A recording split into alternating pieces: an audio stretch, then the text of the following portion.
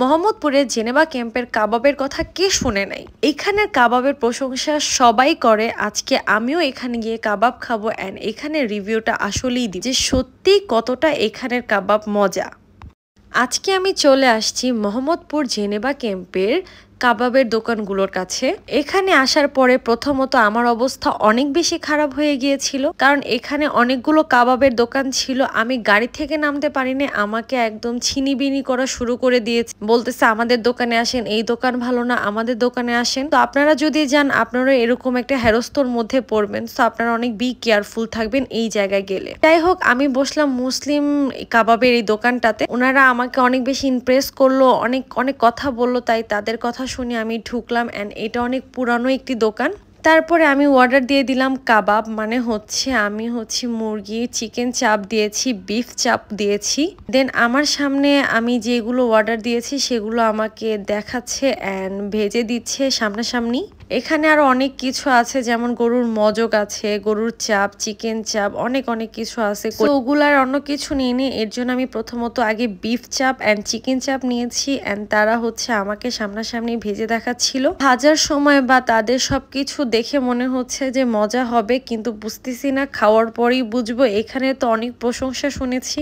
তো মুসলিমে ঢুকছি, ঢুকার পরে দেখলাম এখানে এত চিকন একটা সিঁড়ি, নিচেও বসার জায়গা আছে অ্যান্ড উপরেও বসার জায়গা আছে। একদম চিকন একটা সিঁড়ি, একজন উঠলে দ্বিতীয় জনের নামার মতো কোনো স্কোপ নেই। সো আমি এই চিপার মধ্যে উঠতেছি আর নিজে খুব এনজয় করতেছিলাম। ভাবছি উপরে গিয়ে দেখি, উপরের পরিবেশটা বেশি ভালো হলে তাহলে উপরেই বসবো। বাট উপরে ডেকোরেশনটা সুন্দর ছিল, বাট আমার নিচের পরিবেশটাই ভালো লাগছিল, কারণ এখানে অনেক বেশি মানুষ বসে, তাই একটু নোংরা টাইপের ছিল আর আমার একটু ক্লিনটা ভালো লাগে। এখানে সবাই অনেক কাবাব খেতে আসে, জানি না সবাই এত কিসের জন্য প্রশংসা করে। আজকে আমিও খেয়ে আপনাদেরকে এটা এখানে রিভিউটা দিব। সো উপরে যেহেতু ভালো লাগে নাই, তাই এখন আমি নিচে চলে যাব, নিচে গিয়ে বসবো। বাট উপরে ডেকোরেশনটা কিন্তু সুন্দর ছিল, বাট এখানে বেশি মানুষ বসে, যার কারণে একটু পরিবেশটা সুন্দর লাগতেছিল না। নিচের পরিবেশটাই সিম্পল ছিল, তাও ভালো ছিল। তো দেখেন এত সুন্দর চিকন চিকন সিঁড়ি দিয়ে নামছিলাম, মানে আমি কি এতই মোটা হয়ে গিয়েছি যে আমি সিঁড়ি দিয়ে নামছি আর কেউ উঠতেও পারবে না, নামতেও পারবে না। একদম একজনের জন্যই বানানো হয়েছে, ভালোই লাগতেছিল। এত এত প্রশংসা শুনে এসেছি, আজকে যদি মজা না পাই তাহলে তো খবরই আছে। সো আমার খাবার চলে আসছে টেবিলে। এখানে লুচি ছিল অ্যান্ড চিকেন চাপ ছিল, বিফ চাপ ছিল, আর এখানে সালাদ ছিল। সালাদটা অনেক সসেস ছিল, মানে তেঁতুল দিয়ে, শসা দিয়ে, পেঁয়াজ দিয়ে করেছে, দেখে তো অনেক ইয়াম্মি মনে হচ্ছিল। তো এখানে লুচিগুলো কিন্তু দেখতে অনেক স্পেশাল মনে হচ্ছিল, কারণ এত ছোট ছোট লুচি। তো খাওয়ার আগে তো বলতেছিলাম যে এখানের খাবারের তো অনেক প্রশংসা শুনেছি, কিন্তু আজকে খেয়ে বলতে পারবো যে আসলেই কি এখানের খাবার এতটাই মজা।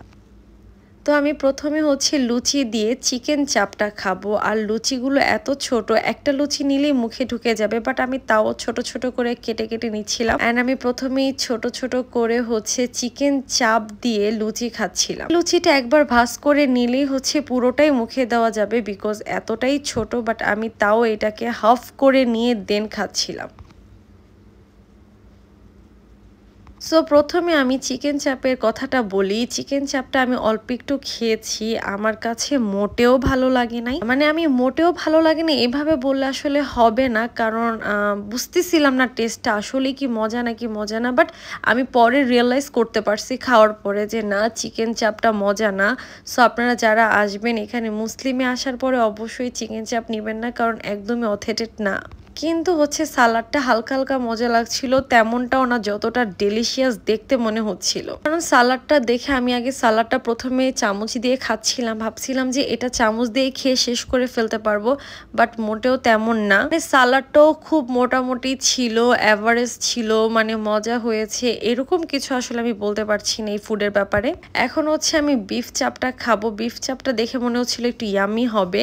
দেন বিফ চাপ সাথে নিয়ে একটু সালাদ মিশিয়ে একটু মুখে দিয়ে দেখলাম যে না, চিকেন চাপের থেকে বিফ চাপটা মজা।